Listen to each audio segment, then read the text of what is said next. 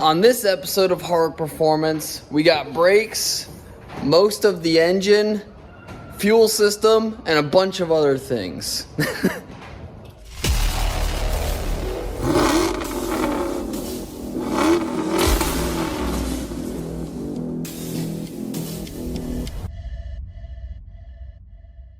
So I decided, first off, this is the original single piston iron caliper, and I just weighed them, and these will be 9 pounds lighter off the front. And instead of, I tried to rebuild these ones, and the pistons are really stuck, and instead of just messing with this for hours and just going on and on, we decided to just buy some remanufactured units, because this car, I have to drive this car in 9 days to Hardwick and Hot Rods at Task Force Pizza here in Crestview. So I was like, you know what? We're just gonna go get these. They're like $69 for this, everything that you see, all the assembly. So I'm gonna paint these, make them look nice. I think they almost look already painted in there. Completely different shades of color, but they're aluminum and everything, just like this one. This actually feels heavier. I don't know, but I'm gonna paint that, throw it on the car. The other one's in my truck, but here I go.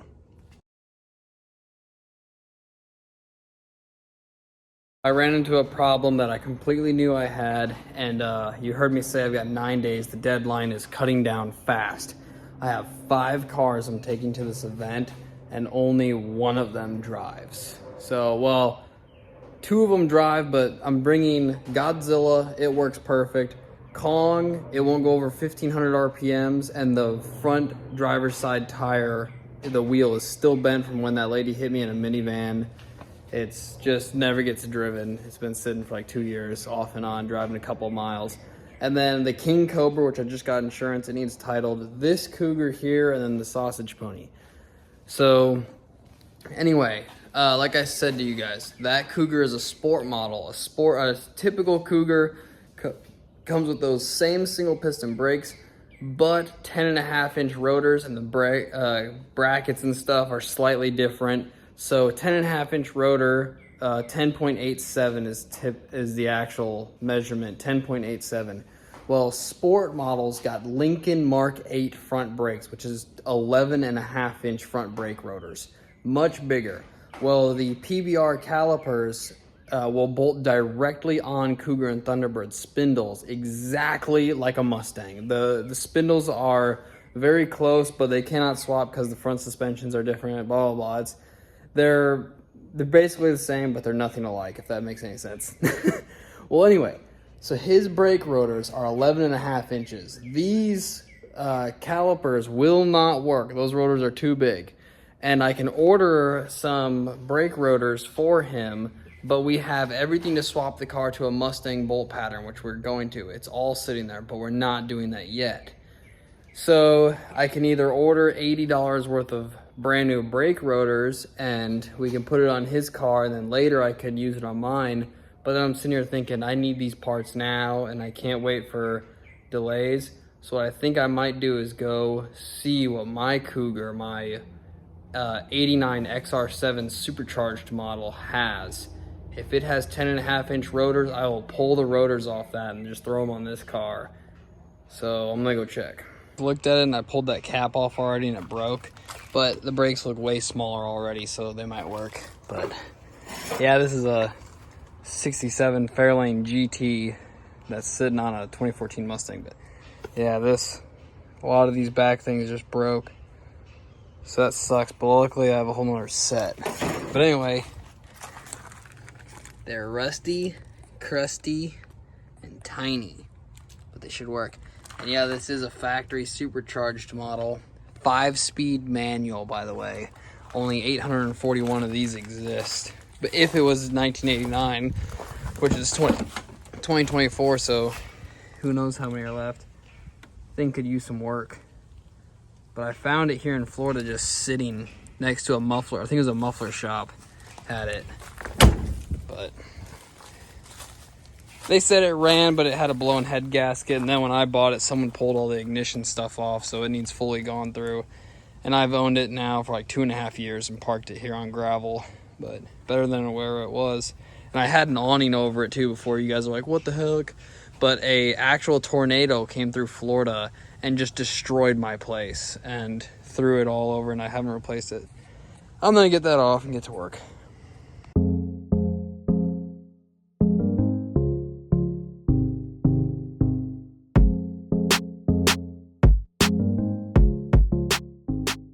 You know what?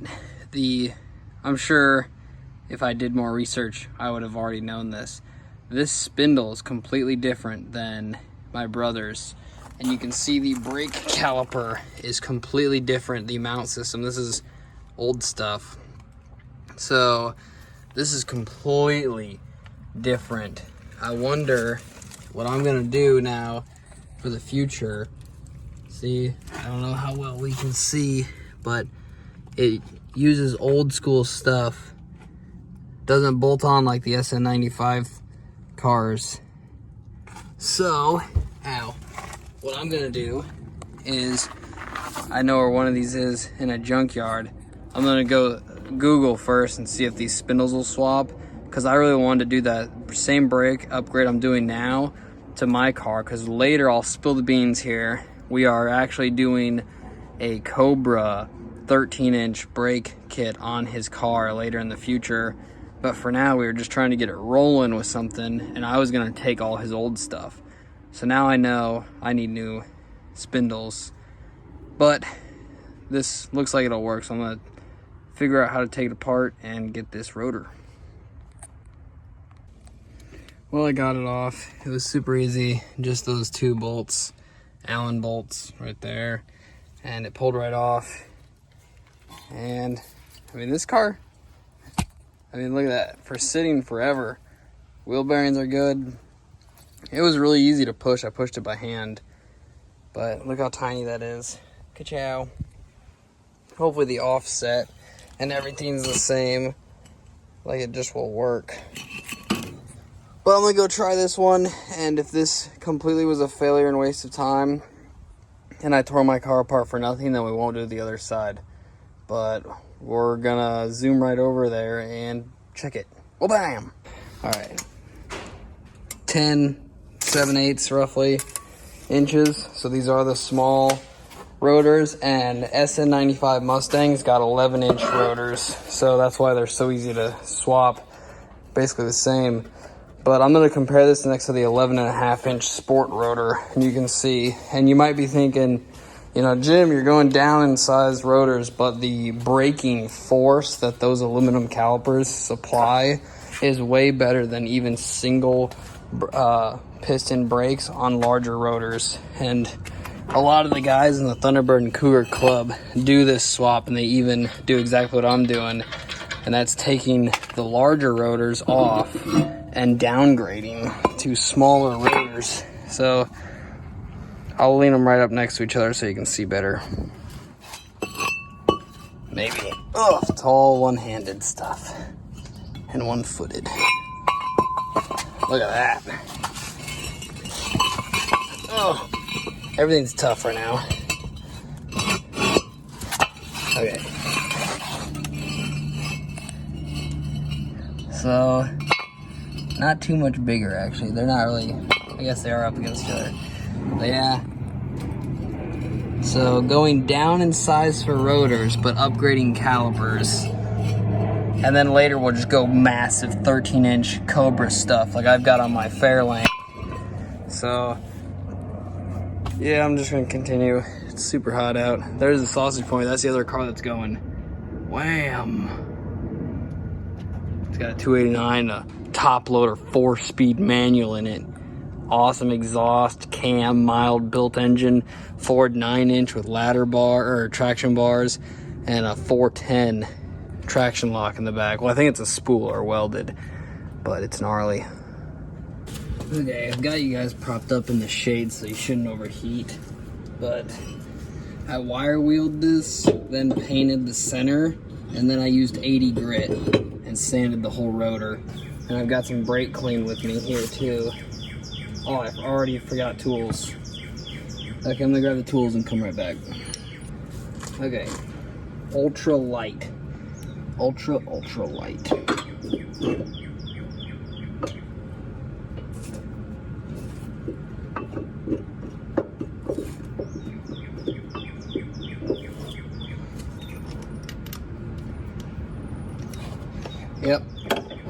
I love this car. I've wanted to build one the right way since I started having actual money as an adult instead of just doing stuff when I was, except everything was cheaper back when I was a kid. All the parts were more available. Junkyards, I could just walk in and get anything I needed or wanted. And they did a pull-a-thon every third Saturday where if you could load it in a wheelbarrow and push it 10 feet, you would get it for 150 bucks. And I would go every Friday before and scout the place and loosen things I want. And somewhere there's videos of me with Lincoln Mark 8 engines and transmissions in a two-wheeled wheelbarrow. And I had coil springs from a Thunderbird hanging on it, radiators, everything. And I was a 16, 17-year-old kid pushing that wheelbarrow 10 feet to get those engines for 150 bucks. Superchargers off of 3.8 liter GMs. All kinds of good stuff, man. But nowadays, none of that exists. Tight, so it doesn't come off. Okay, the phone was starting to get hot, so I have you guys propped up under the car, but I can't really tell what the angle looks like, so I have no idea if you guys can even see what I'm doing. No way.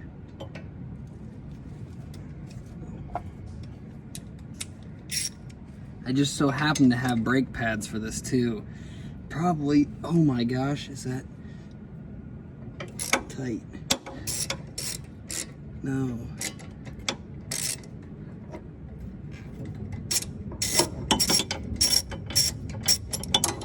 Yeah, on his old, oh, it's got blue Loctite. On his old Cougar, one of these, or what was it? Something on his brakes were actually broken, so he was actually rolling around with broken brakes. Oh, camera's moving, but it doesn't fall over. I have no grease or whatever to put on this stuff. You're gone.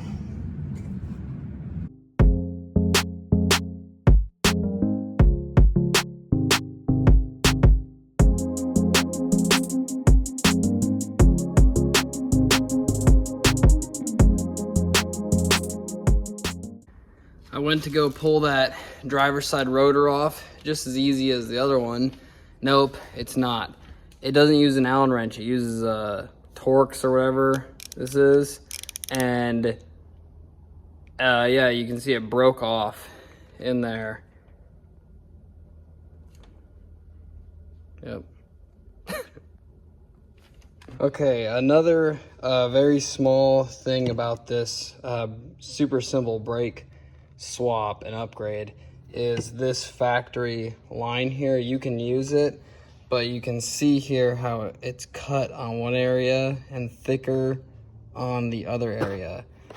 Well, with these brakes, you have this here. Let's see, and this is for this is a left side, this is the right side hose, but this is just what I have off the car, so I'm using it as an example.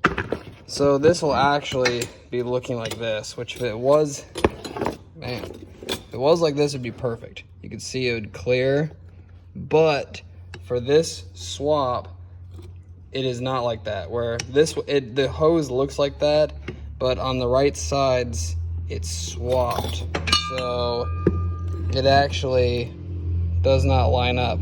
So you just have to grind this. Like I did that back in the day and just ground mine to match so that this hose ends up looking the same, where it's missing part of the circle on each side.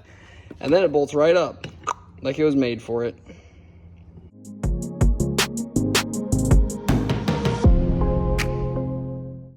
There it is, ground down, and just I used a file to kind of make it as smooth as I could. And I just painted it with some black paint. And now it'll fit right there, but on a nicer caliper that looks like that.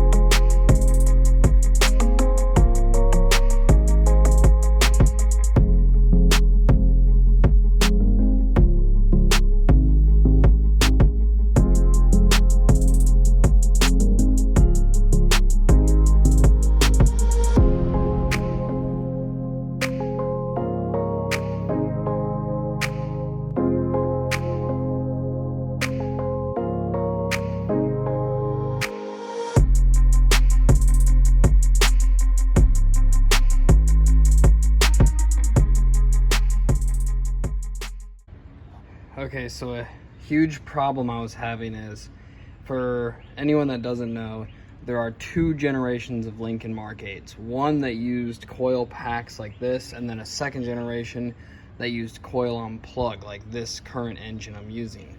So you can see the valve cover difference here. This is one that uses coil on plug, where all the coils are down in here on top of the spark plug.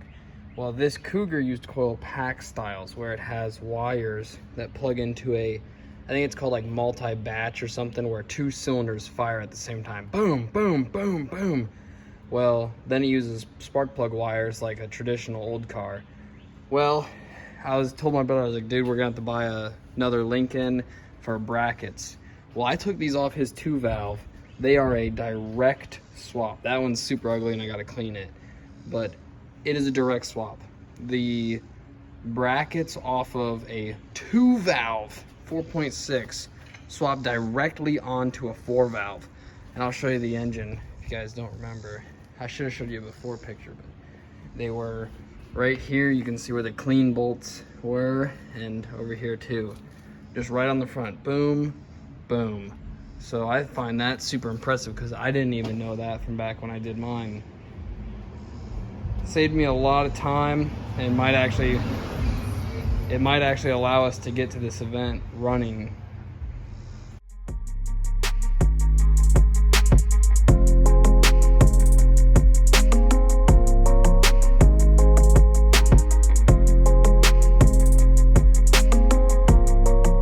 Alright, so it's the next day again, and I did a lot of work. I actually got burnt on my face by the soldering iron. Man, it's bleeding now. But yeah, it hurt pretty bad. I had it resting on the radiator, and I went to look at a wire, and I bent down right on my face. And yeah, it hurt. But I got a lot of the car wired up. I'll flip the camera around so I can zoom in and kind of show you guys. But while I'm here, you can see I went and bought a tool that I broke, because the driver's side, remember, it was a T45 or T40 bit instead of Allen wrench. Got the brakes done, bolted together. This side did not need that thing ground down, that hose. It just bolted right on. It was perfect, direct swap. But okay, I'm gonna flip the camera around and show you what I've been doing. So I got a lot of this stuff bolted on. Almost, oh, by the way, guys, I completely retract my statement saying that this wiring harness is almost perfect. I either completely forgot that I modified mine, or I didn't, and it just looked wild back in the day, which I remember mine looking very clean. So I must have done this and just completely forgot about it. As I've stated many times, the 1997 and 98 Lincoln Mark 8 engines are not the one of choice. The intake is nicer, but the 93 to 96 Lincoln Mark 8 engine is a direct swap. It does bolt, everything works right in. This one we have to get different valve covers and this tube here. So on a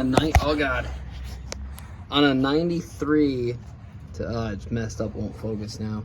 On a 93 to 96, this coolant temperature sensor here, there is another one that is right here.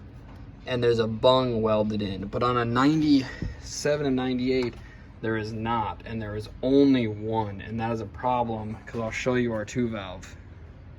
So the 2-valve here, you'll see it has a coolant temperature sender or something like that, and then a coolant temperature sensor. So why it has two, I don't know, but you can see that it runs both. Well, with the Mark 8, the early one, it just boom, boom, just 2 plugs right there. So I have to source that crossover tube, and I doubt that I've got one. I mean, I've got underneath here, this is a lot of engines, by the way, and while we're here, there's multiple K-code engines underneath there that I've been collecting. But anyway, so yes, that is our current dilemma, our new problem that we're facing.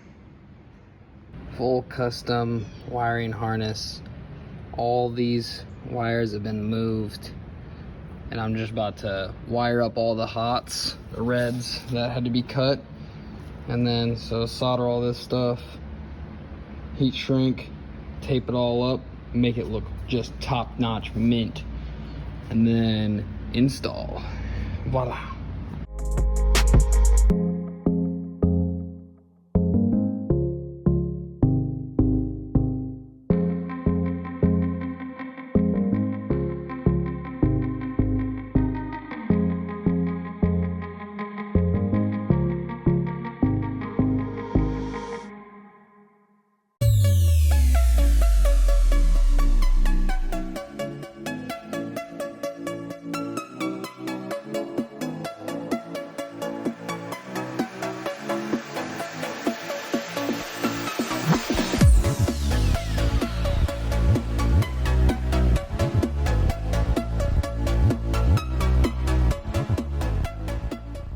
There it is, one custom 32-valve Mercury Cougar wiring harness.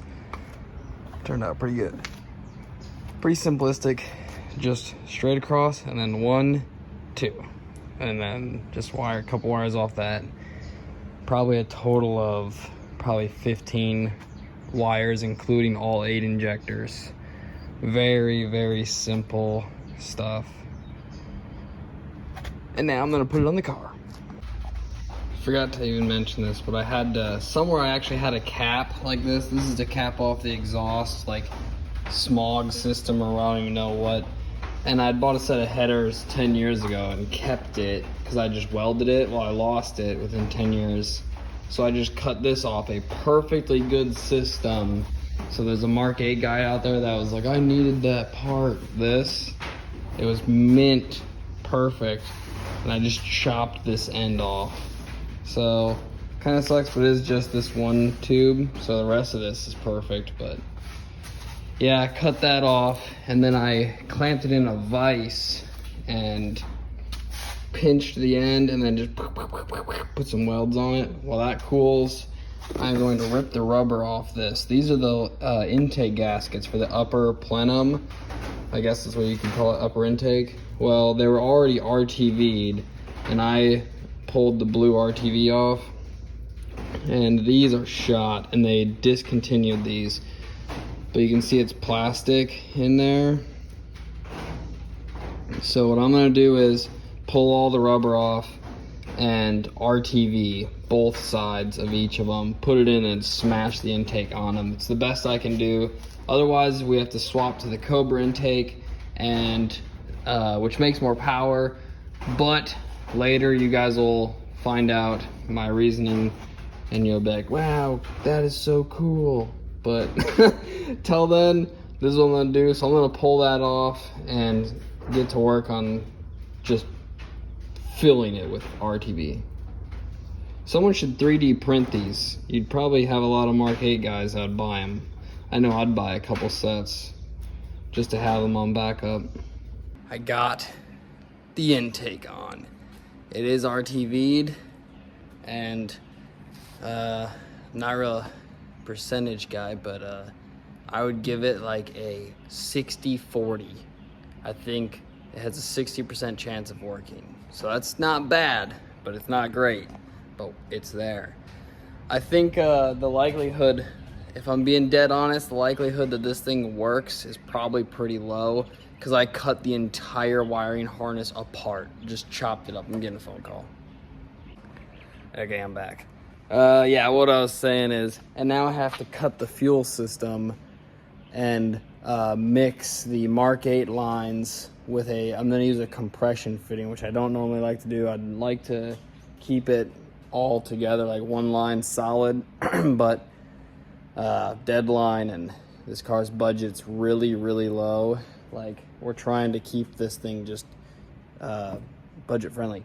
Anyway, but all that being said, I feel like if I had an untimely death, someone else could fix the car. And that's saying something about a project. If you were to look at your project car in the garage, that's how I judge everything. I'm like, if I were to walk away or die or something, what is the actual likelihood that another human being could fix or finish the vehicle? I feel like this one has a really good odds. Like, someone could easily come in and fix it, because you could almost turn the key over and crank the engine right now. Has no oil in it, but well, I'm gonna try to get it done so it at least starts. I went to hook the transmission wiring up and they changed the wiring, so I had to remove this from on top of the transmission while it was under the car. Now I've got to pull the one from the other car or other transmission, hook it up, and hope that the prongs and stuff are the same. Because I mean, it was from a Lincoln, but I'm hoping that everything else just wires up. Okay, I'm back the next day, and I got the harness off of the old 4R70W and 2-valve that is sitting on the other side of that Mustang on that engine stand. And man, got out here today and I updated the list. I'll grab it real quick. And I was like super, what's the word? Reluctant? That's the word? It means I don't want to. Like, I was like, I don't want to crawl under that car and squeeze and wiggle the harness. Yeah, like, it's super dirty. But that harness up above the transmission, hook it all up. But I started to look at the updated list here, and I even labeled it now, and I did an R instead of a P. So I'm just starting the day off like that. But you can look, almost everything is getting checked off. And we still got fuel system, oil, trans fluid, and then some stuff down here. Power, all fluids basically, and to bleed the brakes. And the mass airflow sensor on the Lincoln Mark 8, it uses a different connector. And I had sold the harness, the whole engine bay harness that hooked to the fuse panel. I pulled all that out of the car and sold it. So it had the connector on it that I'd need. So I had to order an aftermarket 4-prong connector. So it's on Amazon. It'll be here soon. But while I'm here, I'm gonna say again, the next Cougar 32-valve swap, I'm gonna do, I say this, I keep saying this a lot, a 93 to 96, because man, when I did that, it was bolt in. It just swapped every single thing, just right in place. This one, everything's different. Like, here's the difference of the transmission stuff. See how this one is, I mean, you can just tell they're completely different connectors. So you have to pull this one off and put this one on, or use your original transmission. They're exactly the same. So why this changed? Well, a bunch of stuff changed for the 97 and 98 Lincoln Mark 8s, including they got coil-on plugs, which even the 97, 98 Mustangs did not get that. So the Lincoln was ahead of its time. Well, yeah, no, it was, and it had the 32-valve before the Mustang Cobra did, because it had it in 93, and a 93 Mustang was a Fox body. And then the SN95 didn't even get a 4.6, the modular V8, until 1996. So the Lincoln Mark 8 had a 32-valve 4.6 3 years before the Cobra ever got it.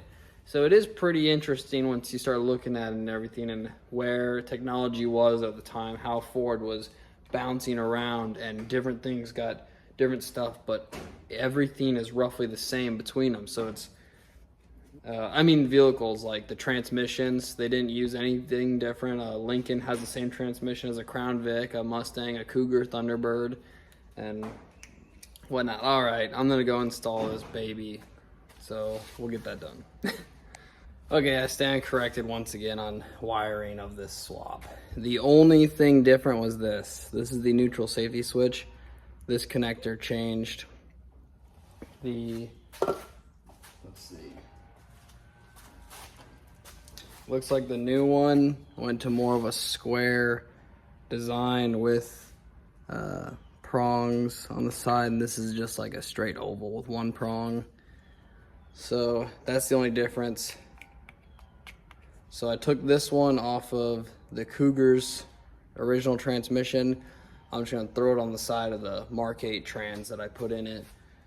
And then, should finally be done with that. Then I'm gonna fill all the fluids and fuel lines, then I should be able to start it. So I'll bring you guys back when I'm probably ready to crank the key or something. Oh wait, spark plug wires, okay. Yep. Here are our fuel rails. So you can see they look similar, but that little bolt, that clamp with that hole, is the same exact location as that clamp there. So you can see there's about 1 foot to 18 inches of hose for the original 2-valve one right there, the Cougar. And the Lincoln one has all the way, because this goes to the passenger side of the engine, when the Lincoln's fuel rails are on the driver's side of the engine. And then you can see the ends here are completely different. That one goes way longer and under the car. But what I am thinking is, if that's roughly, just setting it here right now, I'm going to put this one in the car the way it's hooked up. I'm gonna put both of them in the car. And then I'll probably just cut this for now, right here, these pipes. And then for the time being, I've got to get this car there. I'll probably just put a piece of rubber hose on it because the compression fittings aren't in. But that should work for now, and eventually, if I was super fancy, I could put an actual end on that, like some type of AN fitting or something. I don't know, compression fitting would probably be fine. But this is just a stock engine. When we go larger or bigger with anything, it's gonna need custom stuff. But it being a naturally aspirated engine, running a stock fuel pump with stock injectors, I forget, 24 pounds maybe, I think they are, this will be fine. So I'm gonna get to working.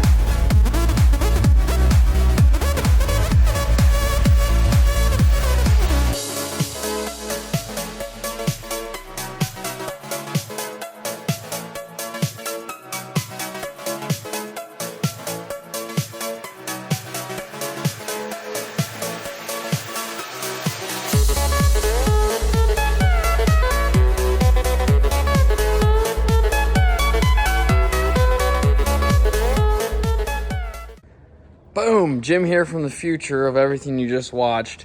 So I don't even know how long it's been. I know I haven't touched the car in 2 weeks, but you can see I did a lot of nice work, well, except the wires, which we still have the wrong valve covers, the wrong coolant crossover pipe. The brakes are all on and everything. I just need to bleed them. And let's see, what else did I do?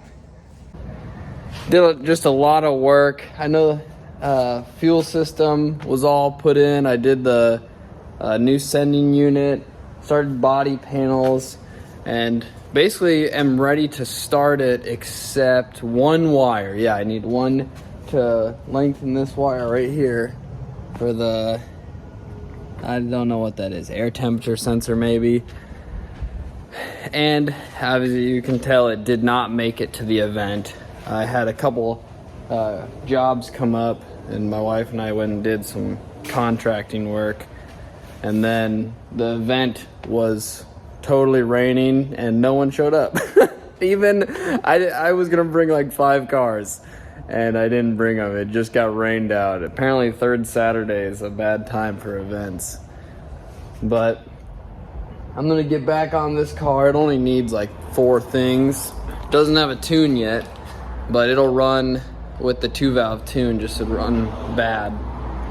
Oh, exhaust. Yep, exhaust, that needs done. But there it is. It's a car. Getting close. Lots of good stuff on this thing. Lots of good work. And I've done everything, tried to do it so that it is done decent and that we can always upgrade it. Because me and my brother were just talking last night. The future for this car, the reason why I'm keeping it so base and so stock is for numbers, so we can have progression throughout time, just for our own scientific reasons and yours. But that all being said, thanks for watching. Stay tuned. Bye.